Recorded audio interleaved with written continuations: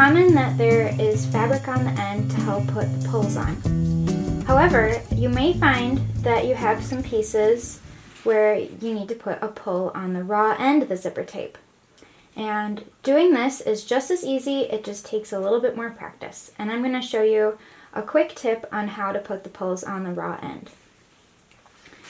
So what you're going to do is simply separate both sides of the zipper tape and cut one side of the zipper tape shorter than the other. I'm going to cut off about a 1/2 inch.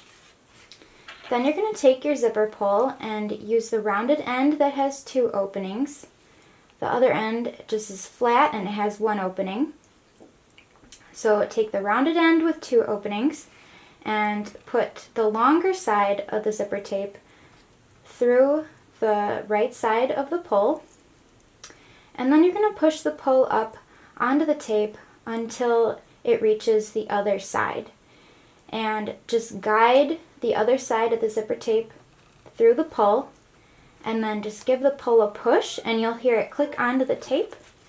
Then just simply zip it up and your zipper is ready to go.